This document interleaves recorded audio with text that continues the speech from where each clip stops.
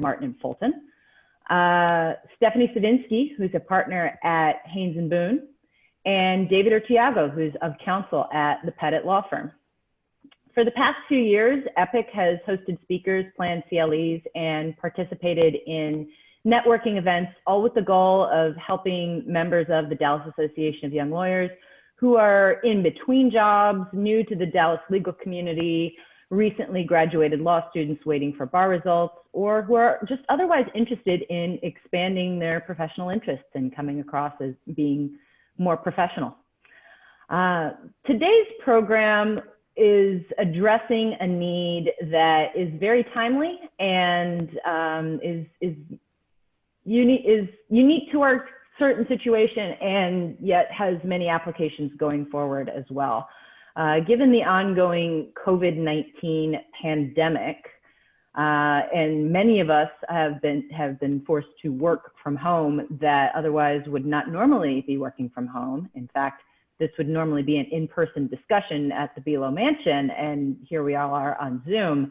The need to shift to a virtual format for finding jobs, interviewing for jobs, and starting and accelerating in a new position has really become front and center. So we'd like to explore a little bit today on virtual interviews, best tips for starting a new job from home, from virtually, strategies for success going forward in a virtual environment. More and more companies are extending the timeline on how long we will be working from home and not from the office, and strategies for best productivity tips and coping with kind of prolonged periods of uncertainty in this virtual environment.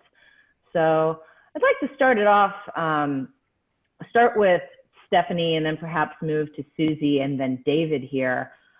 Let's talk about interviews, whether you have any interviewing responsibilities in your current position, how virtual interviews have been going for you, and perhaps a good Zoom blooper, if you have one, as an icebreaker. And if you don't have any interviewing responsibilities, perhaps you've had experience with a Zoom meeting or even a Zoom hearing or trial that could have gone differently that you'd like to share. Sure. Thanks, Kristen. Like Kristen said, I'm Stephanie. I do have hiring responsibilities and interviewing responsibilities at the firm. I am the hiring partner for the intellectual property litigation section at Haynes and Boone. And I also am the hiring partner for one of our entry-level summer associate programs. So we have done a lot of virtual interviewing. And that's not entirely new for us. We've done some virtual interviewing even before we were all having to work from home at times, just because it was easier to interview law students across the country, sometimes virtually. And I think the interviews have been going well. Everyone has been very professional about it. And I think we're all at the point where we're fairly understanding about the fact that your cat might cross the Zoom screen, or in my case, I'll tell you my Zoom blooper.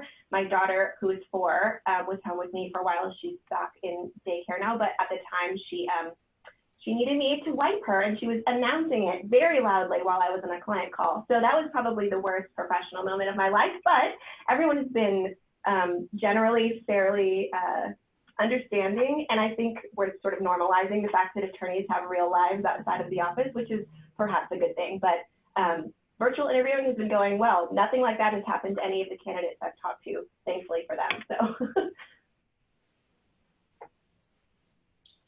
I want to, first of all, apologize to everyone because you're getting the substitution here. And my esteemed partner, Wei Wei Zhang, she was supposed to be first up and do this presentation, but she had had to renew her license at the DMV, and no one has heard or seen her since. We may need to send one of those St. Bernard rescue dogs after her after the call, but we'll see about that. But anyway, I just want to let you know that if this does not go well on my end, that you just say to yourselves, bless her heart, she's the sub. And you got to do the bless her heart because, you know, that makes it better. And I had my neighbor the other day, she said, my granddaughter got into A&M, but her best friend, bless her heart, she didn't. So, you know, that was her way of saying my granddaughter was smart enough to, but her best friend just wasn't quite there. And so that's going to be me after this call. You guys just go, bless her heart, she tried. Okay. Anyway, I am one of the co-founders of our firm, and we actually have a distributed model firm. So most of our attorneys are virtual full-time anyway.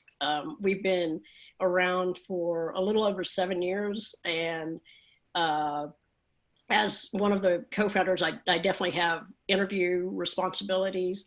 And we've done most of our interviews in person over coffee, lunch, whatever, just like normal firms that have offices until the pandemic hit. And since then, you know, we shifted to the Zoom or team calls for our interviewing. And I don't really have any, I haven't had any bloopers occur during the interviews. Like Stephanie said, you know, everybody's been professional on both ends. And I was in a call one time with the networking group, and my dog came up and she was nuzzling at my side. And then I was kind of trying to push her back. And then finally she decided she got both paws and her head was right here in the video. And so that was probably my biggest Zoom blooper on this end. And I guess the lesson learned is from my standpoint, we had a dress rehearsal for this call earlier in the week. My new computer wasn't working, the audio wasn't working, and I'm glad we caught that. So now I'm on my older computer, and it seems to be working. But so that would be one thing, and is obviously double check from the interviewer and the interviewee side, maybe right before 15 minutes before your meeting, and just make sure that everything's working, because before my computer had been working and it wasn't.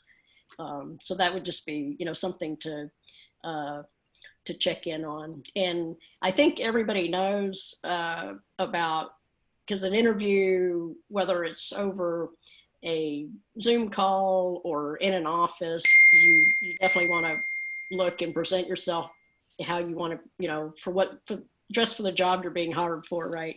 And so that would be one thing. And I mentioned this because one of the federal judges mentioned that at the beginning of the pandemic, people were showing up on their Zoom calls for hearings and motions and things and they were in t-shirts or sweats and things, and she wasn't impressed. So definitely, I think, you know, if you're just before your other partners or something, and you don't need to be dressed up for her, be, you know, in a position where you're in an interview or something like that, shouldn't necessarily worry about it, but just be cognizant of what your setting is. So just to introduce myself to the audience, I'm David Urtiago. I'm of counsel with the Pettit Law Firm. It's a small firm here in Dallas, specializing in litigation, specifically real estate litigation, business disputes, and commercial litigation. And the entirety of my practice is civil litigation as well. And I'm of counsel. I also maintain a separate law practice under my own entity, Urtiago PC, at the same time as I'm working on cases for the Pettit Law Firm. So I have an interesting setup for my own personal practice, which is perhaps a little bit different than the other speakers here today. I don't have any staff, so I don't participate in any hiring, either with the Pettit Law Firm or my own law firm. And so I don't have much to share in terms of, you know, my experience in interviewing people. I have done one interview virtually, but that was in 2013. And that was back before Zoom. That's when Skype was all the rage, and somehow Skype failed us here in the pandemic. I don't know how we went from Skype being the rage, now Zoom's the rage, but regardless, I had one interview experience, which was fine. I did not get the job. So, you know, I can't say if anything went poorly or not, but I don't have much to share about that. What I can say, though, as a litigator is that, and all the litigators who are listening, I'm sure can confirm this, is that everything is sort of virtual now, both hearings, depositions, even trials. I have done a Zoom trial at this point, as well as a whole host of depositions and hearings as well. And so in terms of tips or funny stories, I will say that the first Zoom trial I did was, of course, a bench trial, and the other side did it through a cell phone. And I would say that was not a great idea. Now, we were able to see everybody and hear everybody, but I think that doing whether it's a deposition trial or hearing, should not be on your cell phone, unless, of course, it's a telephonic hearing and you have a good reception from where you're at. Perhaps a cell phone is fine then, but even then, you should really think about it. So that would be number one, is don't do anything that's official via a cell phone. I think that the other thing, number two, is be aware of where your animals are at. Now, I understand, everyone talks about the cats, and I have two cats, and my cats love walking in front of my computer screen. And I know that. And so that's why anytime I have to do anything via Zoom, video conference, or telephone, I put my cats in a room with a door. And so, I think we're all very understanding about, animals walking in front of people during sort of a Zoom conference or whatever. And I think that's great, but I also think the onus is on you to just be aware that animals do like to do that. And so, before you do something important, perhaps put the animals in another room with a door. I think children's a little bit different. Children have thumbs, and so they can't open doors. And so I think we should all be much more forgiving with children. Animals, perhaps not so much. I did one deposition where the witness started to play with his dog in the middle of questioning, and he was not at home. He was at his lawyer's office, and that sparked an enormous argument between me and everybody else about how unprofessional this was. And so, I don't know where that litigation is going. So perhaps they will prevail at the end, and I will, my outrage will be proven to be ineffective. But regardless, I stand by my second tip on Zoom, which is just be aware of where your animals are at. The animals should not be where the people are at. And so number three is just be aware of your technology in general. And so I have the giant headset on. I don't enjoy having the giant headset on, but a client of mine told me that he was having distortion from me just using the computer audio through Zoom. And he told me to go get a wired headset before doing something important in his case. And the only thing available to me at the time, this was early on in the pandemic, was this giant gaming headset, which I have not replaced yet. And so I use it, and court reporters and court staff have remarked upon me that it is much better audio. And so they have been forgiving that I look like, a teenager or a young person about to play a video game of some sort, which is appreciated. And perhaps one day I'll invest in a more professional headset. But I think that, that's just an issue about being aware of your technology. So if you're going to be backlit, don't be backlit. If your computer is having problems, get a different computer. If you're having audio problems, perhaps get a headset, get a microphone. I mean, I don't want to micromanage the advice here, but I just, generally speaking, just be cognizant of your technology and how it's going to present you to the opposing side as well as the court staff. So those are the three things I would throw in terms of how to handle your professional life as a lawyer in the Zoom era.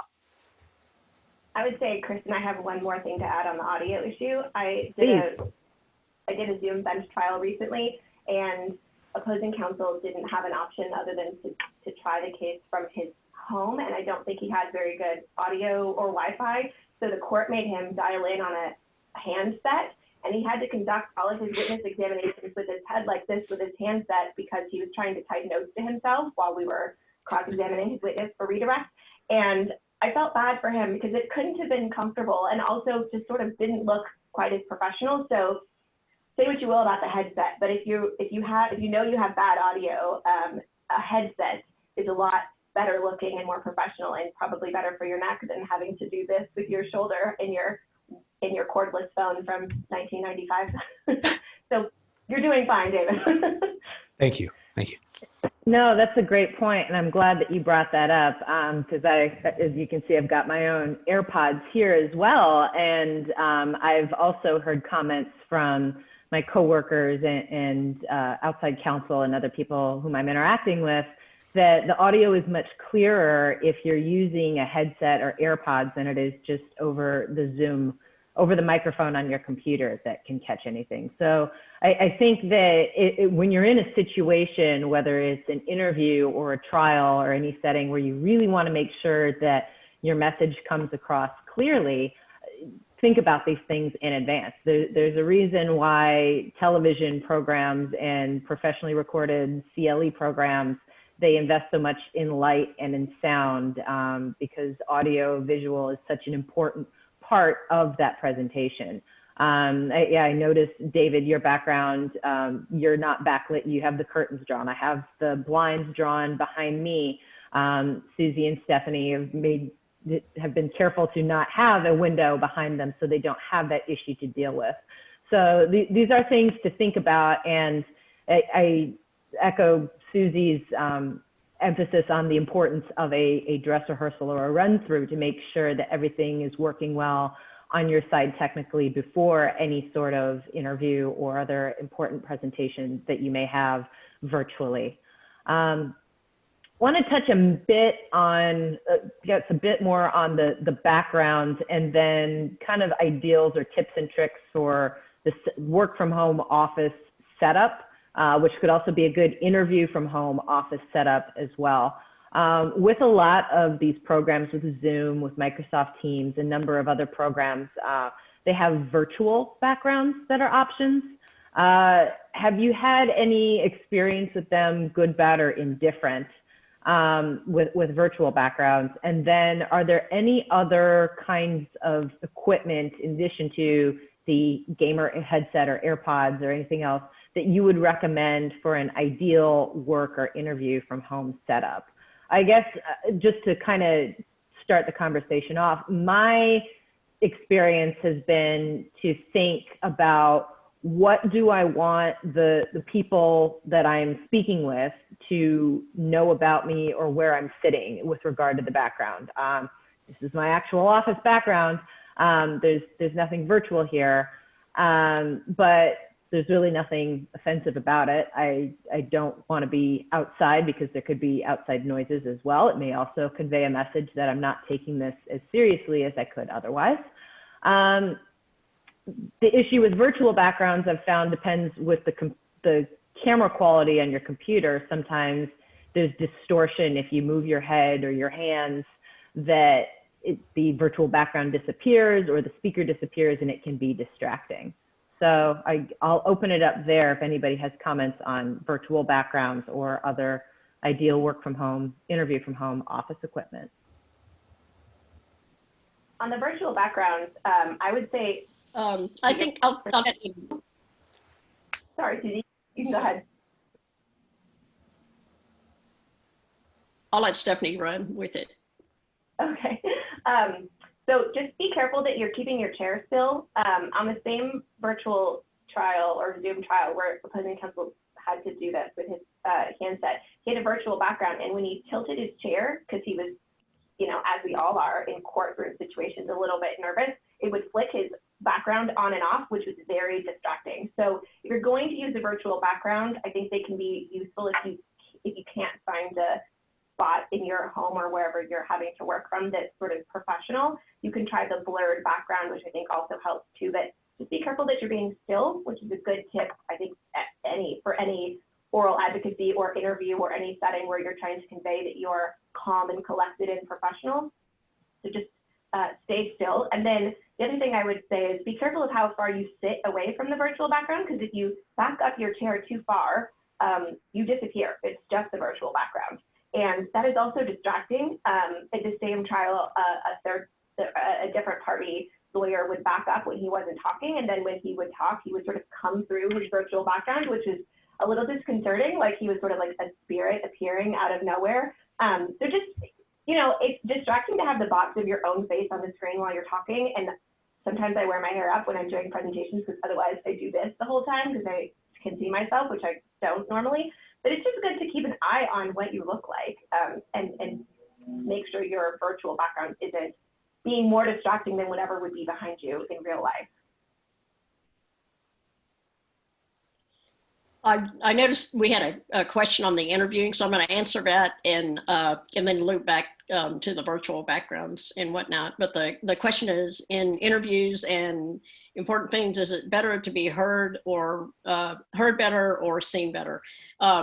In my opinion, I think it's more important to be heard better, because that's kind of, you know, that's the way we did phone calls or whatever before we started having Zoom conferences. And it's important that your message be conveyed really more than what you ultimately look like, because I think we're in this new reality. And I would, from my standpoint, the reason I'm having that meeting is to hear what the other side or what the person on the other end has to say and convey, more importantly than, I don't care that much what they look like or what their background is or anything like that. So I think the message is more important to me, and that may be different with some of you others, but again, just my opinion. On the virtual backgrounds, I think I'm the only one here that's not a litigator. So a lot of my conferences are with, I do a lot of outsourced general counsel work. And so I'm speaking or having Zoom meetings with executives or attorneys from the other side. And when it's, a lot of the executives that I've had conferences with, they have their backgrounds with, one of them, who's the CEO of a company, has the network where his company's networks are located. So he has kind of a map behind him, and it shows the company's network and infrastructure facilities. And some of the others have, different ones related to the company, or it might have a banner of their company, and I've seen that. And so I think they can get probably more creative with their backgrounds than if you're going to be in a deposition or courtroom situation where you probably need to keep it simple. And then we've also had, in a bunch of other companies, you have happy hour Zoom conferences and maybe best background contest and things like that. So there's definitely a time and a place for the creative backgrounds. We had an end of court meeting, and it was our very last one last year, and we had to scramble and have it virtually because everything had locked down. And our theme was, and this was before we were doing the Zoom, before we went to Zoom, we thought we were going to do it live at the Dallas Library downtown. But when we shifted to Zoom, the theme was Mr. Rogers' Neighborhood. So we all had everybody that was presenting, or in the pupillage group that was presenting, we all had Mr. Rogers' neighborhood backgrounds and for that call. So I think there's definitely a time and place for the backgrounds. But if you are in a professional situation, an interview or a depositions courtroom situation, then you probably want to make sure that that you have either just a blank screen behind you or something that will, be a little more serious than Mr. Rogers' Neighborhood. So my thinking is that when it comes to depositions, invariably I always have some sort of virtual background, and it's typically white, a white screen, maybe it's a gray screen, it's some sort of color. The reasons for it are really they're just one reason, but they're sort of sub reasons, is that I don't want the opposing side to have any glimpse into my home office, which is typically where I do the depositions. And I'm also a little bit paranoid. And so I don't think anyone can read anything, but I got papers everywhere and I don't want anyone to be able to zoom in on anything and see any work product that happens to be in my office. That being said, it's true that the virtual backgrounds are a little bit distracting, particularly when I have this headset on. It's hard for the virtual background to pick up on it. So there's a little distortion there, particularly if I'm being a little jittery. That being said, if it wasn't required by the core reporters and the rules, I would just do my Zoom depositions without my video on, because I don't care what the witness sees from me. I just want to hear the witnesses answer and see the witness as they answer. That being said, I don't really care about what I look like for the most part in a Zoom deposition, besides the fact that I don't want to be disclosing any sort of personal information. And by personal information, I'm including what my home office happens to look like at that particular time. For hearings, it's a little bit different, because at that point, I want to minimize distraction. And so I haven't done a hearing with a virtual background of any sort. Typically, if I'm going to do a hearing, a Zoom hearing, I'm going to go into my office. I've never done a virtual Zoom hearing from my home office. And so I go in and I make sure my office is cleaned and inoffensive, and there's really nothing to be seen behind me. So those are the two tensions, and it often causes me to change location depending on what I'm doing. I think for our audience who are concerned about, getting a job, how do you go about, what sort of background?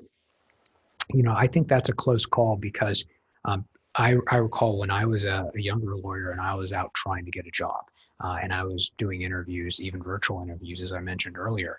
I'm not living in the greatest place. Maybe my background shows that I'm in not a little one bedroom apartment that has perhaps not been the best maintained by the landlord.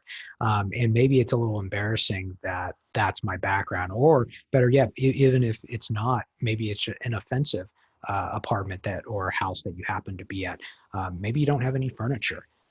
Like I didn't have furniture for many years as a young lawyer when I moved up to Dallas. It was sort of at the bottom of the list of things to buy after student loans being paid off. So those are other considerations that I think perhaps our audience may consider.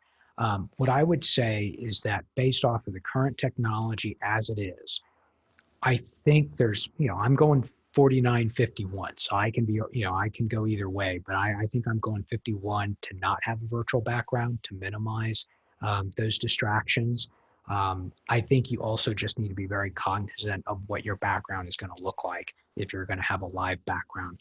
And I would try to be as inoffensive and as neutral as possible. I think Kristen's background's a great background. I have no idea, it looks to be like some type of home office because of the curtains.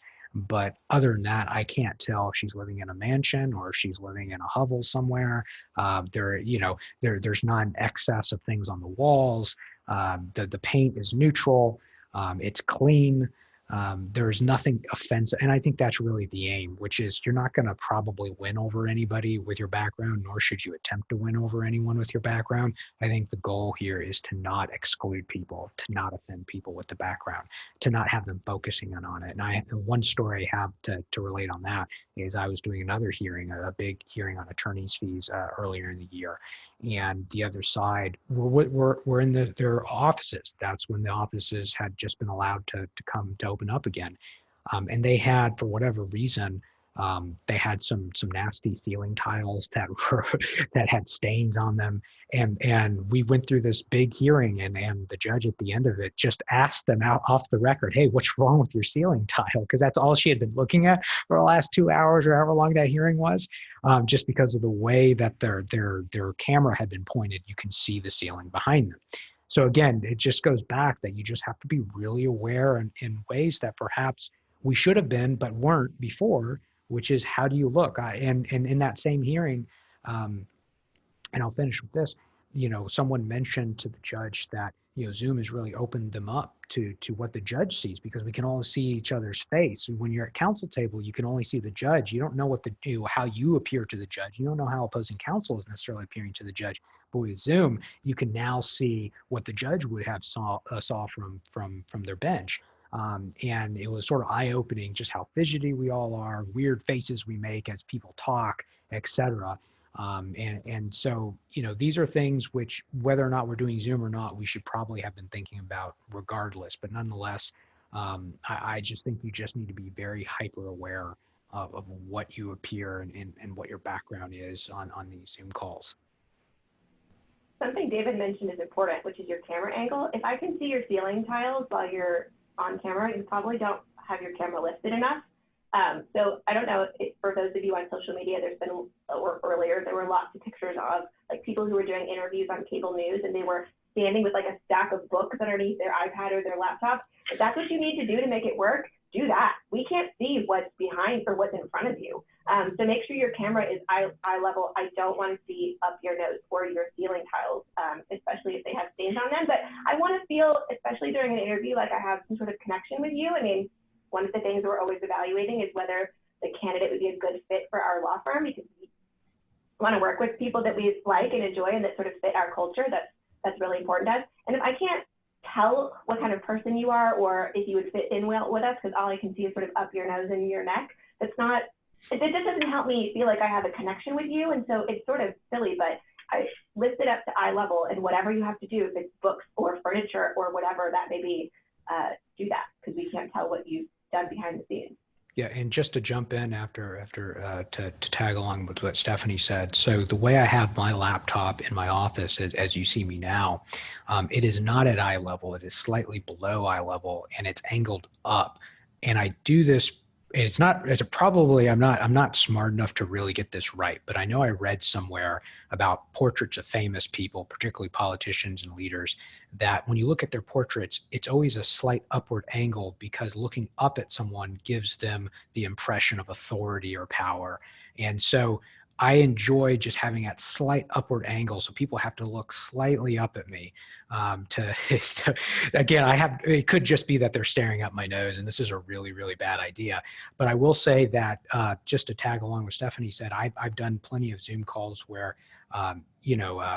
perhaps the camera is angled from upwards, it's on top of a large screen, and the horror that the other side has when they look and they realize that they're completely bald and they just had not known it until that time. I've had that happen a couple of times. And so, I myself am falling danger of this as the more I age. And so I feel like ignorance is bliss on this, and I don't want to be looking down upon my balding head as I'm doing a deposition or whatever. So, I completely agree with Stephanie says. Again, this is about being hyper aware. So now you're even aware of just the camera angle itself. And I think the important thing is that we can tell you what we think and our own opinions. But the point of this is not to tell you this is good and this is bad. It's more just you need to be making an intentional decision on your own. If you want it a certain way, so be it, but make sure it's intentional. So often it's simply people aren't thinking about it. Those are great points. I had not thought about the power move with the slight upward angle, just trying my best to avoid everybody looking up my nose. One thing that I've also found helpful, and then Susie, I want to hear what you were going to chime in to say here as well, to make sure that if you're answering a question or you're having a conversation or you really want to make an important point in your presentation or Zoom hearing, Zoom interview, look at the camera on your computer as opposed to the screen where everyone is participating. That's something that's a bit of a disconnect. In person, you're used to looking people in the eyes, and so you want to look at their image. If you look at the camera on your computer versus them in the eye, it's a subtle shift, but it's very noticeable if I'm looking at the camera versus I'm looking at the people I'm talking to on the screen. Those are great points. Don't judge me. I have BB-8 in my background here, and it's from the teenage boy who outgrew Star Wars, and so his bank is now behind me. But I don't think there's really any intent other than it just happens to be the place that it's stored for now. But yeah, I think with camera angles, that's a good point. It's just figuring out what works best for you. I would really hate to ever have a camera angle with, downward where you're looking at the top of my head, because I'm a few years beyond the young lawyer stage. So we wouldn't want any of the, the gray to be showing there. But yeah, I think that just being aware of your surroundings and is one of the things. And although I do think that we're in a situation where people understand what's going on, and that nobody's being too judgmental on the situation that you're in, because we really don't know that, because you can have things that are happening in your life at home that you don't know about, that creates a problem with that Zoom call. And so it's really, same thing could happen to you the next day. So I think the main thing is not to try to judge people too much on the surroundings, and just try to hear what they're trying to say.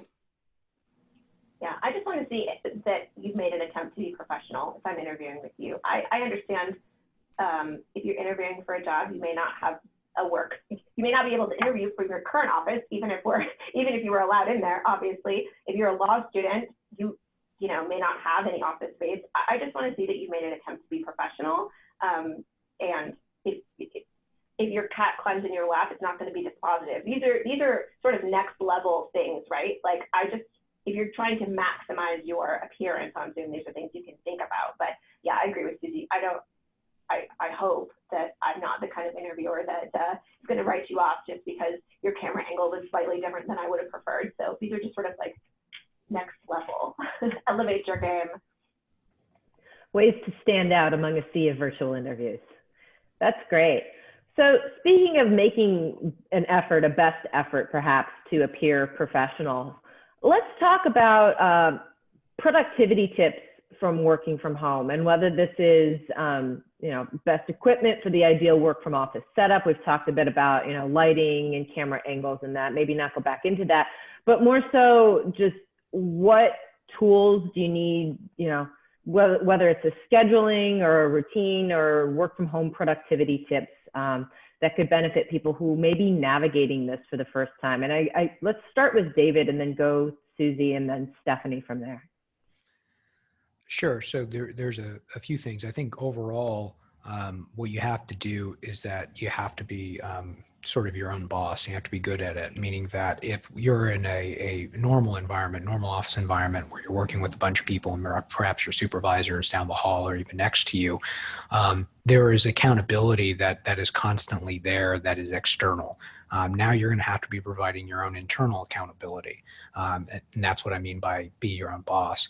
And so with that in mind, there's a few things that I think will be very helpful. Now, these are probably pretty basic, and so perhaps, a lot of you have already done this in some fashion, but regardless, number one, I think that you need to be responsive, and you need to confirm receipt of electronic communications. So if you are just working next to your supervisor and your boss sent you an email asking you to do something, you could very easily in the hallway just say, "Oh yeah, or I just got your email," or do X, Y, and Z. Or your supervisor who wants to confirm you received that communication, is doing what they've asked you done, can easily just put their head in the door and just ask, "Hey, you're working on whatever it happens to be," and that's fine. You don't have that option when you're working virtually. And so it's a habit of mine. I've worked virtually long before, the pandemic, is that if I get an email, I'm responding and I'm confirming, thereby confirming receipt. And then I'm going to be doing what I've been asked to be done. And if there's a reason why I can't do it within the time frame asked, I will give that reason, and that will sort of start a conversation. But regardless, it seems very simple, but simply responding to an email, okay, or will do, or something like that, is very helpful. So that's number one. Number two, I think you need to create some form of schedule for yourself if you're working from home. So that schedule can take many different forms. For a very long time, I used to have a steno pad, just a handwritten, where I'd make handwritten notes, and I'd make a list, and I would say, okay, here's a list of things I want to do. And there was always about 3 which were must-dos for that day, and then the rest of them were sort of aspirational. And so the reason why that's important is it made sure that I was getting what I needed to get done. But number two, it also gave me permission to stop work. So if I have 10 things to do and I have 3 things that I have to do, and then I have 7 things that I would like to get done, after I get those first 3 done, maybe if it's 5 o'clock or 6 o'clock, maybe I take the rest of the evening off. On the other hand, if I haven't gotten those 3 things done and it's 10 at night, I'm still working. I'm not going to sleep until those 3 things are done. And so that list that I created for myself created an informal schedule, which helped me, regulate my day, but also gave me boundaries upon my work life. So once I got those 3 things done, I had at least the flexibility to have, sort of my own time. So, by the way, that's very important. I know we're talking about getting jobs and just starting work. And when you're in that situation, all you want to do is work all the time because you're trying to make a good impression. You're trying to create a career for yourself. I've been there. I'm very much not even out of that phase of my life, I would say. And so that's very important. But that is really underscoring the need to have some type of boundaries around your work and your non-work life. And so having those sorts of rules helps me, I found, at least. The third thing, it seems that I'll throw out, and this seems almost ludicrous to say something like this because it doesn't seem like it should be applicable, but I would tell you that you should probably have some form of exercise routine, simply because,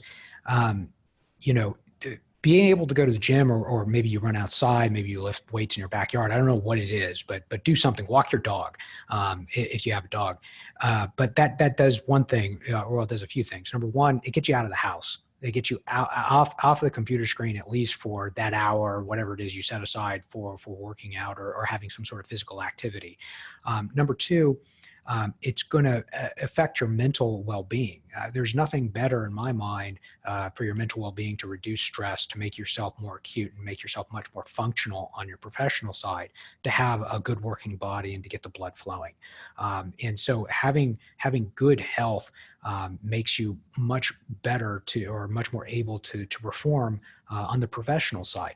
And I can't tell you, this happened just this week, and it happens all the time, where I'm working 13, 14, 15 hours and I'm not going to sleep until midnight, 1 o'clock, but I still carved out an hour to go to the gym. And how much better I feel at the end of that 15-hour shift than if I had to skip because I was too busy or I had some other conflict. I had a really rough Tuesday this week where I didn't get to sleep until after midnight, but I still was able to go to the gym. I felt great. Yesterday, I didn't go to bed until midnight, but I couldn't go to the gym because I had a conflict and I felt horrible. I felt really horrible. And the difference was the physical activity. So it seems almost ridiculous in a professional setting to say, okay, this is how you can get ahead in the Zoom, sort of the Zoom working environment as a lawyer. And here I am talking about getting a little bit of physical activity at the gym. But I think that you're going to do yourself a disservice if you don't build in the time to take care of yourself physically. So there's a lot of other things to discuss, obviously, but those are sort of 3 free tips, I will say, to help you out on how to manage working from home in a virtual environment. I think David made some really great points, and I was thinking as he was going through his list, that a lot of it boils down to discipline and just having a routine and discipline to get things done.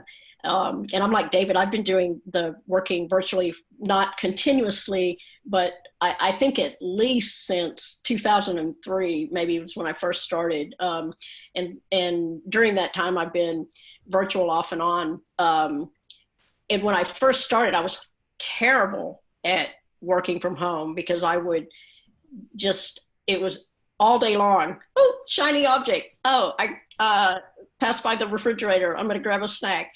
Dirty dishes. Let me do the dishes. Oh, you know what? I could probably throw a load into the washing machine. And so just the whole day where I just get distracted by something else to do other than the work at hand. And I get to the end of the day, it's like, oh, wow, I got like maybe an hour's worth of billable time in today. So that was good.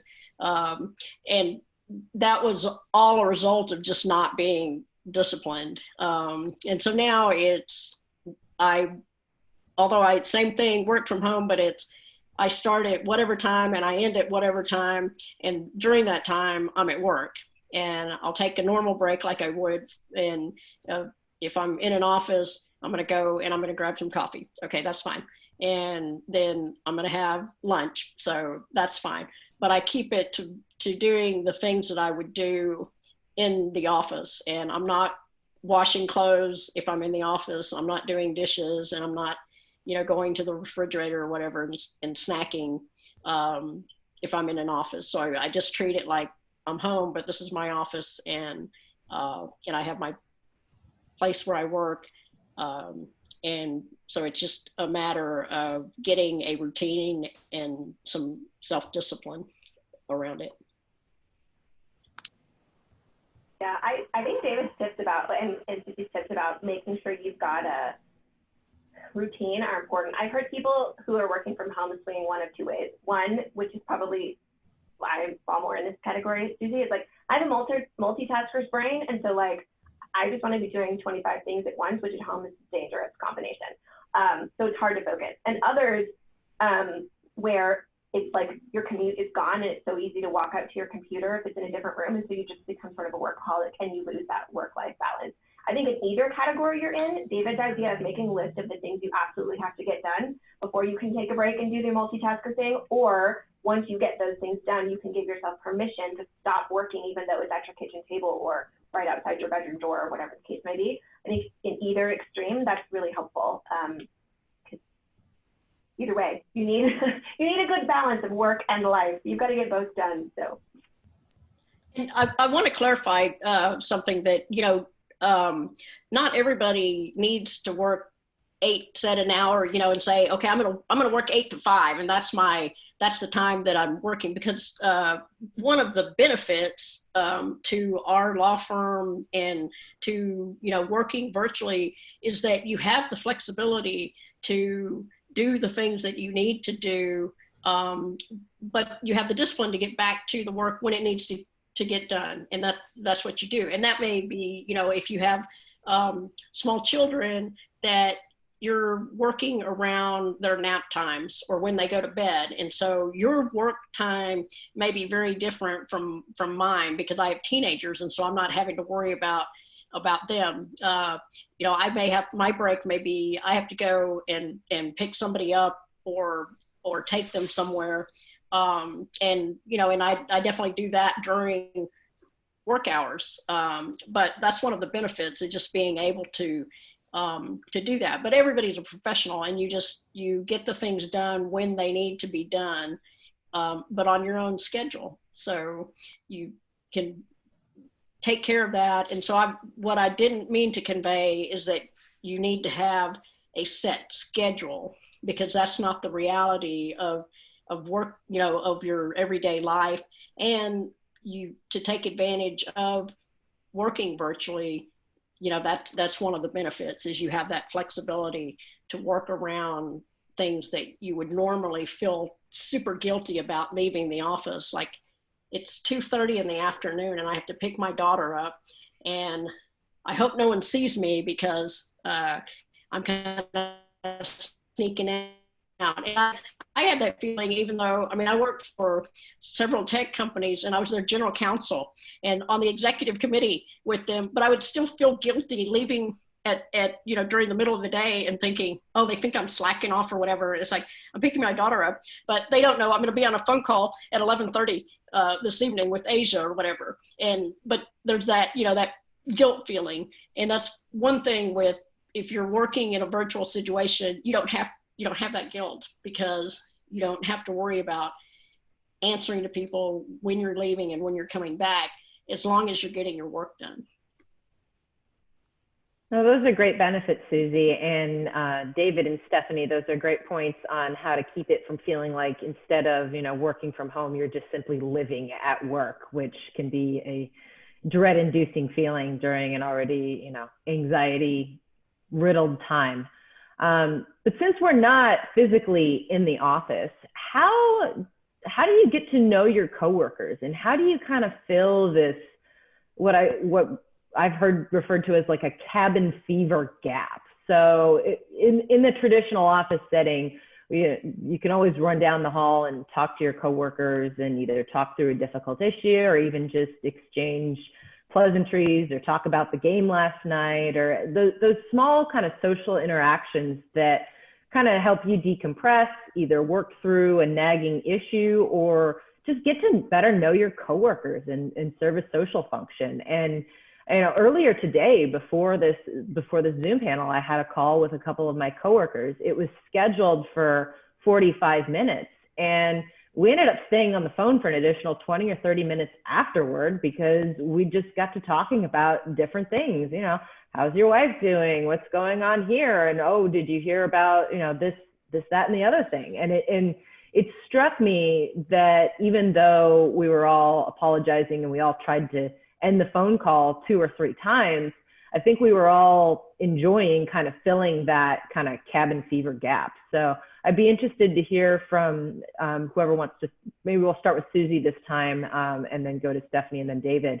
And what kind of strategies you use to kind of fill this socialization gap.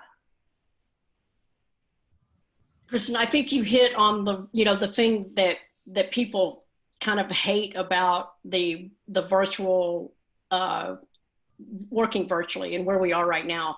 And what I want to tell everybody is that this situation that we're in with the pandemic and the shutdowns and even where we are now, where things are starting to open back up, think people are going to the office, but maybe not full time. This is not normal for us as a virtual firm. Because we are always getting together. We have lunches, breakfast, happy hours, firm retreats. And on a almost daily basis, I'm out of my house with some sort of meeting, and whether that's meeting with potential clients, potential attorneys, other attorneys in the firm, clients, going to CLEs. And so I'm out and about. And so what we're doing right now is not normal. So if you think, oh my God, I hate working virtually, that I have to tell you that this is not normal for even a virtual firm. And like I said, before this hit, we were very social and finding ways to get the firm together, whether on informal basis or more formal basis. And we would meet. Our Dallas group meets for breakfast every other week, or we were. Austin attorneys were doing the same thing with happy hours and lunches or breakfast, and we would meet routinely. Now, in order to fill that gap, we're having virtual happy hours every other week. And then there's a lot of, and this happens anyway, because we don't have an office to congregate in.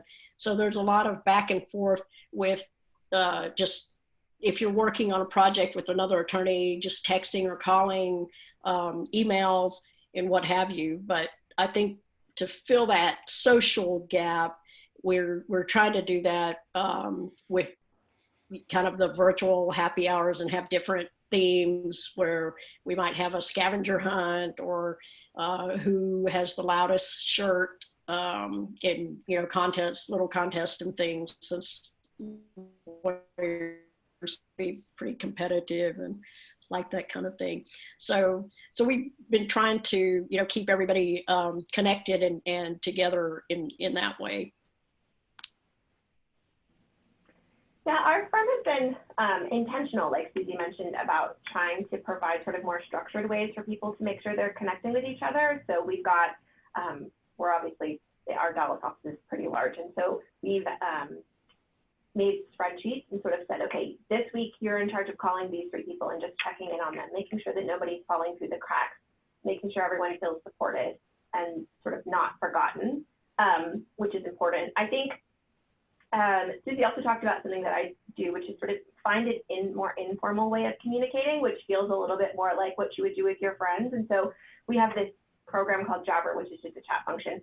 And if it's something that's work related, or just like I happen to read something on Twitter or on the news that I think reminds me of one of my colleagues, you could just send them a little message like, hey, I'm thinking about you. And it's still virtual, and it's not the same as talking to them in person, but it is just a way to have sort of a side line of communication that's more informal and more like friendly.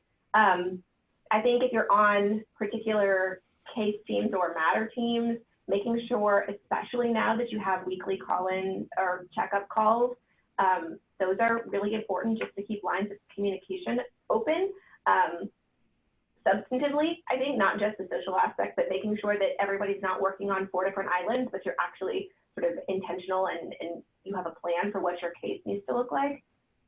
I think don't be afraid to reach out to people if you feel like you're lonely. I have a couple really great senior associates that I work with who, one of them calls me every week because she just wants to check in and like to have a conversation with someone that she likes to talk to.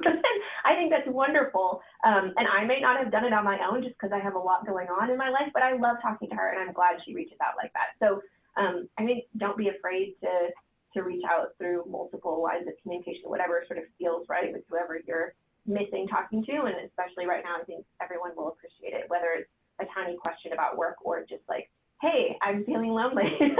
Can we talk? Either one is fine.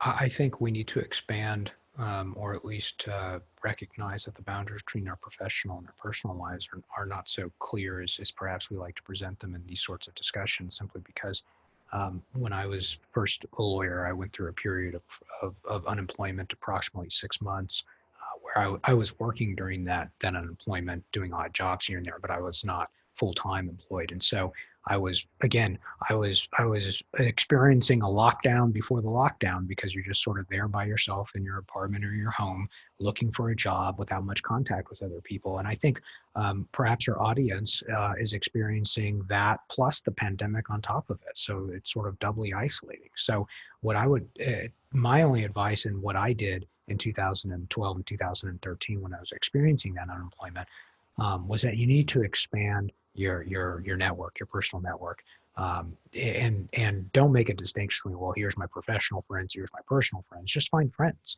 and you can find friends anywhere. In fact, one of the persons that became a mentor to me, an older attorney, was someone I met in a completely unprofessional setting, and that is not uncommon.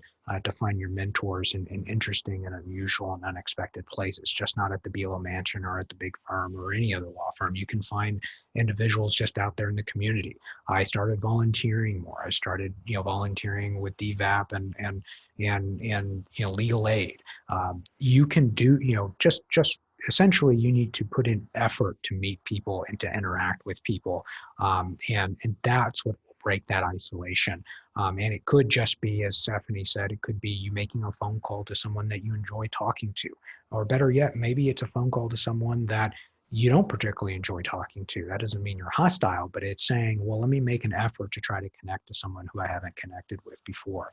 And I can't tell you how rewarding that will be for you. Certainly the most lucrative cases I've ever received have been from personal contacts with relationships with people that I had to make a real effort to maintain, that I would not normally make an effort to maintain, such as ex-coworkers, people that I may have enjoyed being with, but we don't really have a reason to interact anymore because we don't work together. Well, make a reason, invite them over for lunch, or go out to dinner, or have a barbecue and invite your friends over. I'm a member and with the Dallas Association of Young Lawyers, has a lot of activities, of course, for young lawyers, as well as the DBA has, activities for all lawyers of any age. And so, take advantage of all of those activities and find a group and of a network of individuals that you can enjoy interacting with. And I guess I'll end it with this, is that I think the main takeaway I would say is that don't go interacting with people thinking it's going to help you from a professional level, even though it will, absolutely will. Just go into the interaction thinking, I need to interact with more people, because as a human being, to be mentally healthy and strong, you need to be around other human beings. And you will find magically at the end of the day that also means that you will be, wealthier for it. You will have a much better, professional, practice because of it. But you're going into it for trying to maximize your interaction as opposed to maximizing your bottom line.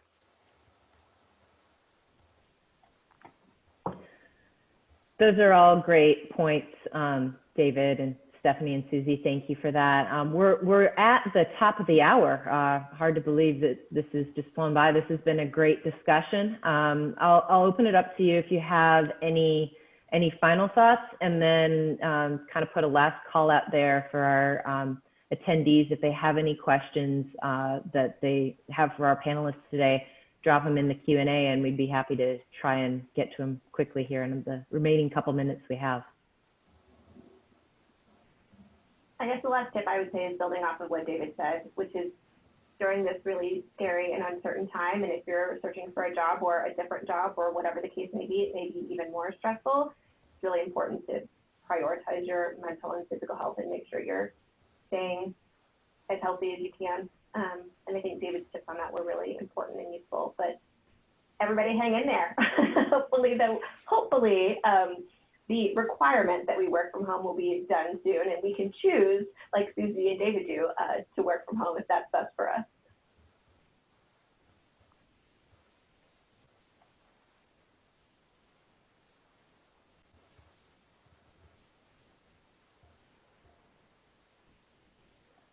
Okay, well, I want to thank everybody. I want to thank David Urtiago, Stephanie Savinsky, Susie Fulton. Thank you so much for your time. This has been a great discussion, a lot of great helpful tips. And thank you for being part of our EPIC discussion panel. We hope to see you at a future event. And if you have any, if you have any feedback, we welcome your feedback. If you'd like to learn more about getting more involved in EPIC, please feel free to reach out to us. And thank you again. Have a great rest of your day. Thank you. Thanks, everyone.